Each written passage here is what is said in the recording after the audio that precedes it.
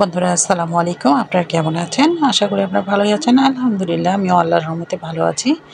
আজকে পুঁইশাকের ডাঁটা নিয়েছি। আর পুঁইশাকের ডাঁটা দিয়ে যে এত মজার রান্না সুন্দর সুন্দর হয় আমি আগে কখনো খাইনি। তো এক বাসায় বেড়াতে গিয়েছিলাম, সেখানে খেয়েছি, কিন্তু খুব ভালো লেগেছে।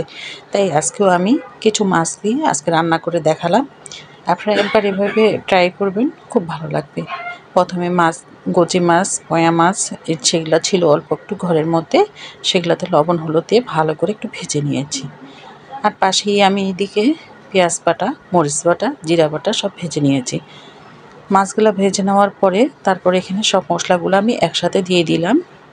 আর পুঁইশাকের ডাঁটাগুলো ছিল একবারে কচি, যেগুলো বাজার থেকে নিয়ে আসার পরে পাতাগুলো আমি কিছুগুলো রেখে দিয়েছি আর ডাঁটাগুলো বেশি নিয়েছি। আর পুঁইশাকের ডাঁটার মধ্যে আছে ক্যালসিয়াম আর অনেক পুষ্টি, সেজন্য আজকে আমি পুঁইশাকের ডাঁটা দিয়ে আজকে কিছু কচি মাছ দিয়ে রান্না করব। বন্ধুরা ভিডিওটা প্রথম থেকে শেষ পর্যন্ত দেখবেন, ভালো লাগলে অবশ্যই লাইক কমেন্ট শেয়ার করবেন। আর এই মশলার মধ্যে লবণ আর হলুদ দিয়ে ভালো করে একটু কষিয়ে নিচ্ছি। আমি কিন্তু কাঁচা জিরা বেটে দিলে আমি কিন্তু মশলার সাথে একসাথে বেটে নিই, আর ভাজা যখন জিরা দিই তখন আমি একটু শেষে দিই। তাই আমি যেভাবে রান্না করছি আপনারা এভাবে রান্নাটা একটু ফলো করবেন, খেতে কিন্তু অনেক ভালো লাগবে। সাথে দিয়েছি দুটো আলু, আর সেটা আমি লম্বা লম্বা করে কেটে নিয়েছি। যেরকম পুঁইশাকের ডাঁটাগুলোও কেটে নিয়েছি সেভাবে আলুগুলো লম্বা লম্বা করে কেটে নিয়েছি।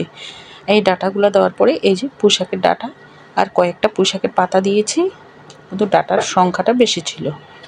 সম্পূর্ণগুলোই আমি এখন দিয়ে দিলাম, দিয়ে একটু কড়াইয়ের মধ্যে নাড়াচাড়া করে নিয়ে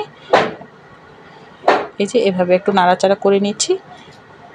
আর এত সুন্দর ঘ্রাণ বের হয়েছিল, পুঁইশাকের গন্ধটা কিন্তু অনেক ভালো লাগে। সামান্য একটু পানি দিয়েছি, সামান্য একটু পানি দেওয়ার পরে আমি এখন ঢাকা দিয়ে কিছুক্ষণের জন্য রেখে দেব। দেখুন বন্ধুরা পুঁইশাকের ডাঁটাটা বেশি হয়ে গেছে আর অনেক সুন্দর হয়েছে, আর পাতা ছিলই না। আর এর মধ্যে এখন মাছগুলো দিয়ে দিলাম, দিয়ে একটু নেড়েচেড়ে ঢাকা দিয়ে কিছুক্ষণের জন্য রেখে দেব। পুঁইশাকের ডাঁটাগুলো কিন্তু এখনই সিদ্ধ হয়ে গেছে।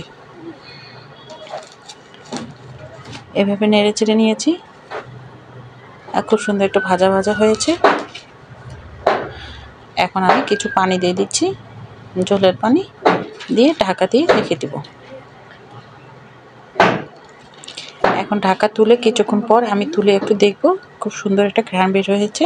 আর একটু পানিটা টানিয়ে নিব, নিয়ে পরিবেশন করে নেব।